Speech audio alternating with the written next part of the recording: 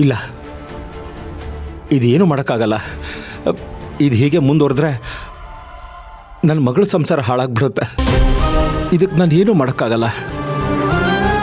ಇಲ್ಲ, ಇದಕ್ಕೆ ಅವರೇ ಸರಿ. ಅವ್ರು ಬಂದು ಇವಳಿಗೆ ಬುದ್ಧಿ ಮಾತು ಹೇಳಿದರೆ ಅವಳು ಸರಿ ಹೋಗ್ತಾಳೆ.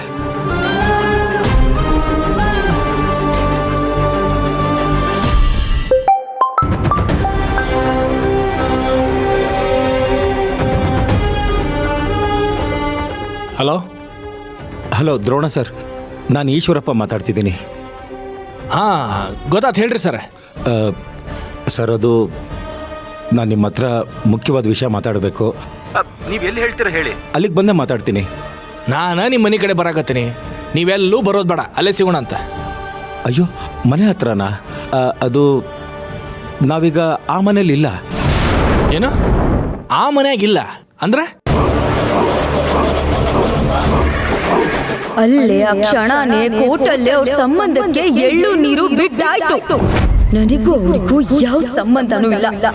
ಸತ್ರುನು ನಾನು ಮನೆ ಕಾಲಿಡಲ್ಲ.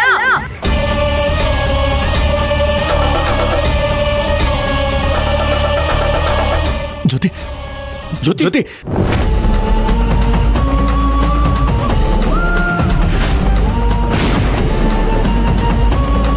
ಇಷ್ಟೆಲ್ಲ ಆತ?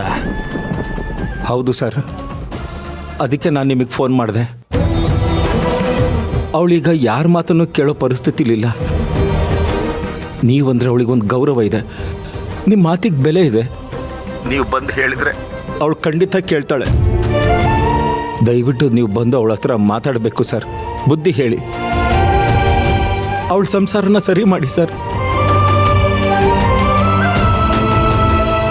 ಸರಿ, ಅಳಕ್ ಹೋಗ್ಬೇಡ್ರಿ ಈಶ್ವರಪ್ಪನವ್ರೆ, ನಾನು ಬರ್ತೀನಿ. ನಾನು ಬಂದು ಆಕಿನ ಜೊತೆ ಮಾತಾಡೋ ಪ್ರಯತ್ನ ಮಾಡ್ತೀನಿ. ಸರಿ ಸರ್, ಸರಿ.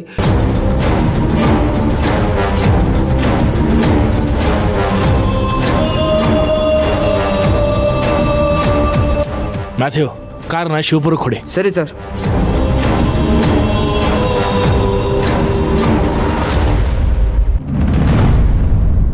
ಶಿವಣ್ಣ, ತುಳಸಮ್ಮ, ಶಿವಣ್ಣ ಬಂದ, ಶಿವಣ್ಣ ಬಂದ. ಜೊತೆವ ತಮ್ಮ ಇಲ್ಲಿ. ಹಾ ಅಣ್ಣ, ಜ್ಯೋತಿಯಲ್ಲಿ? ಪುಟಿ, ಅದು ಓ, ಲಗೇಜ್ ಎತ್ಕೊಂಡು ಬರ್ತಾ ಇದ್ದಾಳಾ? ಸರಿ ಸರಿ. ಅವಳು ಬರಲಿಲ್ಲ.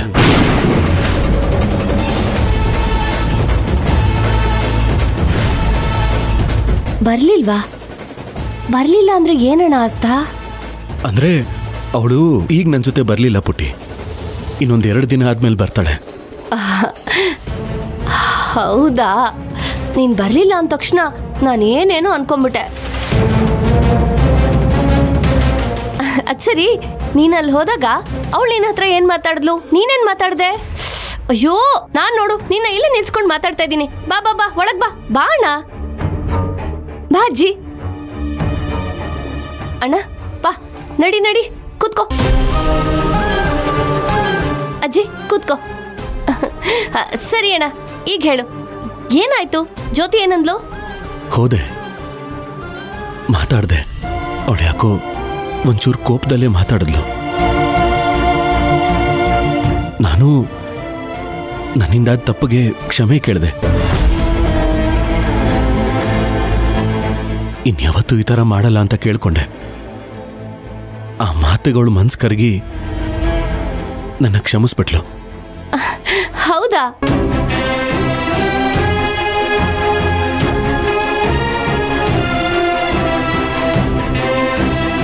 ಈಗಲೇ ಬಾ ನನ್ನ ಜೊತೆ, ಮನೆಗೆ ಹೋಗೋಣ.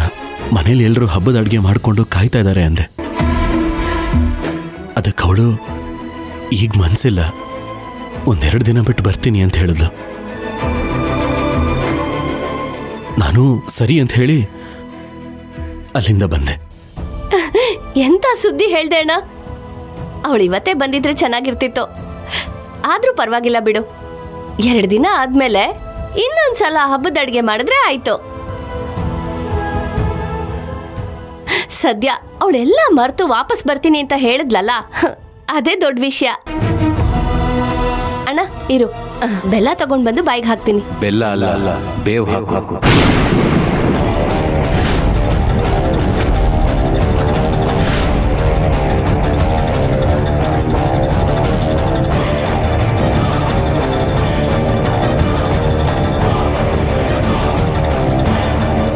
ಮಾವ ಏನ್ ಹೇಳ್ತಾ ಇದ್ದೀರಾ?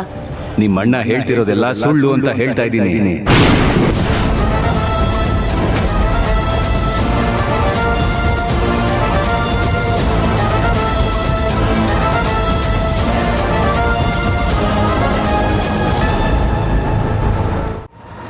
ಅಣ್ಣ, ಮಾವ ಹೇಳ್ತಾ ಇರೋದು ನಿಜನಾ? ಪುಟ್ಟಿ, ನಾನೆಲ್ಲಿ ಸುಳ್ಳು ಹೇಳ್ತಾ ಇದ್ದೀನಿ? ಇರೋ ವಿಷಯ ತಾನೇ ಹೇಳ್ತಾ ಇದ್ದೀನಿ. ಇಂದ್ರ, ಏನೇನೋ ಹೇಳಿ ಎಲ್ರ ಮನಸ್ಸು ಕೆಡಿಸ್ಬೇಡ. ಕೇಳಿಸ್ಕೊಂಡ್ಯಾ ತುಳಸಿ? ಎಲ್ರ ಮನ್ಸು ಕೆಡಿಸ್ಕೊಳ್ಬಾರ್ದಂತ ನಿಮ್ಮಣ್ಣ ಸುಳ್ಳು ಹೇಳ್ತಾ ಇದ್ದಾನೆ. ಇಲ್ಲಮ್ಮ, ಇಂದ್ರ ಜ್ಯೋತಿ ಮೇಲಿನ ಕೋಪದಲ್ಲಿ ಏನೇನೋ ಮಾತಾಡ್ತಿದ್ದಾನಷ್ಟೆ. ಜ್ಯೋತಿ ಇನ್ನೇನು 2 ದಿನದಲ್ಲಿ ಬಂದ್ಬಿಡ್ತಾಳೆ. 2 ದಿನದಲ್ಲಿ ಬರೋಳು ರಸ್ತೆಯಲ್ಲಿ ನಿಲ್ಲಿಸಿ ಯಾಕೆ ಅವಮಾನ ಮಾಡಿದ್ಲು?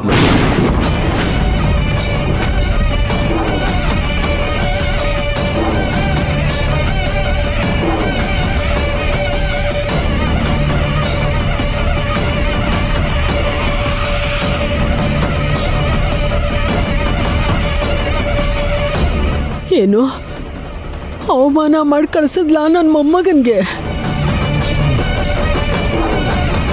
ಮಾವ, ಜ್ಯೋತಿ ಅಣ್ಣನ್ಗೆ ರಸ್ತೆಯಲ್ಲಿ ಅವಮಾನ ಮಾಡಿದ್ಲಾ?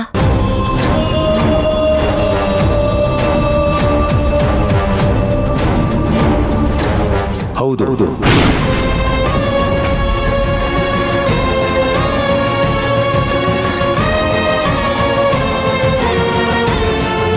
ಇಂದ್ರ, ಸುಮ್ಮನೆ ಇರ್ತೀಯ? ಇಂದ್ರ, ನೀನ್ ಸುಮ್ಮನೆ ಏನೇನೋ ಹೇಳ್ಬೇಡ.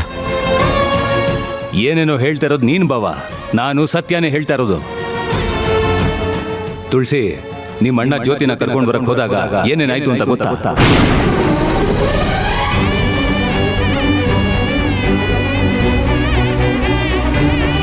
ಜ್ಯೋತಿ, ಜ್ಯೋತಿ, ಜ್ಯೋತಿ,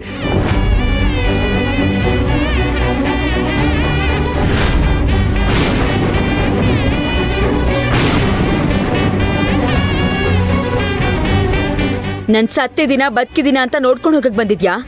ನಿನ್ ಮುಖ ನೋಡಿದ್ರೆ ನನಗೆ ಅಸಹ್ಯ ಆಗ್ತಾ ಇದೆ.